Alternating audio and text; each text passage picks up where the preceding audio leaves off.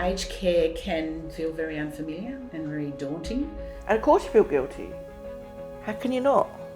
But the fall forced her and forced us to make a decision. It's just very much a heightened fear of the unknown. A lot of migrant families do not realise and are totally unprepared.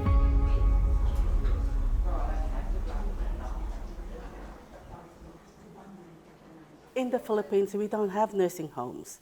There is the cultural expectation that the family will look after the older member of the household.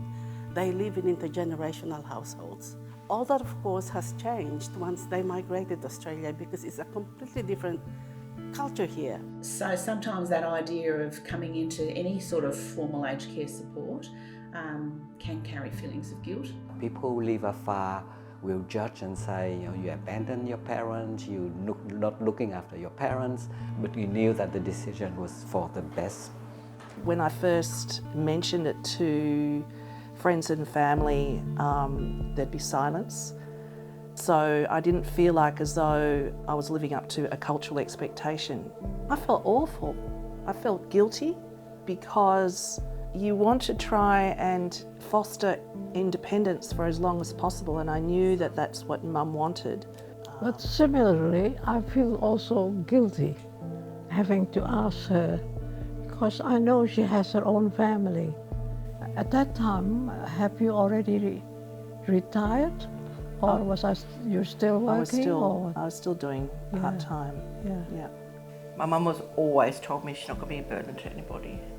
Believe me, she's not a burden. She's the most selfless person I know. But when there's a point when they're unsafe, sometimes you have to make that hard decision. Like I remember crying for many months. I was upset because you needed help. Mum had a lot of falls at home. We would get called to emergency, taken in by ambulance, and she wasn't eating properly. And my mum's the most independent person you can ever say, so it was always no, I've done it. But yeah, we just knew it was time, but going through it's so emotional. And of course you feel guilty. How can you not?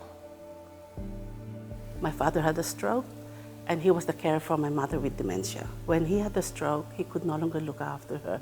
My siblings and I rallied around to the roster. We could only do that for a couple of years. We knew that as Mum was becoming more increasingly physically fragile, that at some point in the future that we'd have to consider extra care. When actually the big fall happened, that I was actually on the floor and I was much in pain. I recovered from it, and then the decision had to come. I wouldn't be able to live there anymore. In our case, the decision was made for us. Since she came to Australia, she has been living with us, as that was her wish and my dad's wish, and they stayed with us for almost 18 years. But she had a bad fall in 2017. She broke her hips and became bedridden.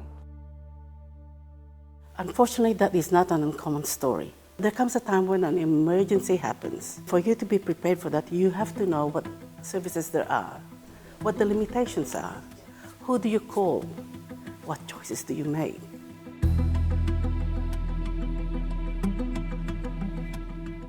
One of the concerns was whether or not Mum could culturally adapt. Whilst she had been living in Australia for so many years, her home, her lovely little home, was at the end of the day Indonesian. So that meant Indonesian food, that meant Indonesian friends, all the little things that make a culture a culture.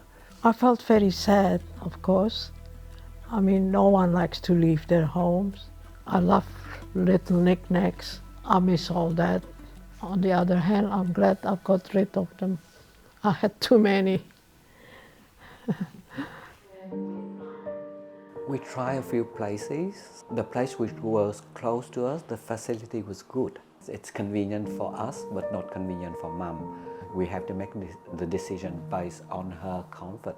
Just start thinking about it early, because the more input that your parent can have in the conversation, the more ownership they have in the decision. To transition to formal aged care is a really big decision. We understand that it can be stressful and uncertain. Some of the other things are language barriers, low literacy levels, and really a lack of understanding how services work. And it's not an easy system to navigate. Finance, housing, unemployment, the level of education, those are the individual considerations that I think overlay the barriers to accessing aged care. These challenges make them step back and they say, it's too hard, it's too much to handle. So they don't deal with it, and it leaves them unprepared for the time when there's a medical emergency. My older sisters took care of all the paperwork, thank God, because paperwork's ridiculous. It's quite a hurdle to jump, but most places you go will help you with that. It really is about unpacking people's emotional and spiritual needs as well as cultural, and trying to address that when they are trying to make that decision. And often it's not just the person, it's their family members as well.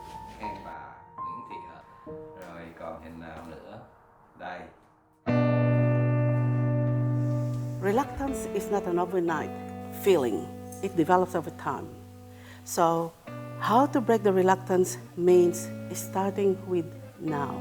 You don't have to have the conversation in a way that creates fear, paranoia of being locked away. Come and try, come and see how you go. Most people are often surprised. They have that preconceived notion of what it is, and when they do come out, quite surprised. My mum used to say she doesn't have to cook, so she's happy. In case of mum, she came in here, bedridden on this bed, and Mekong have physiotherapist, and now she can work with her working frame. There is never a good time, but now is the good time. Start talking about, I'm getting older, one day I will need services, what's going on? Know what's available. Look after your health, stay connected, plan early.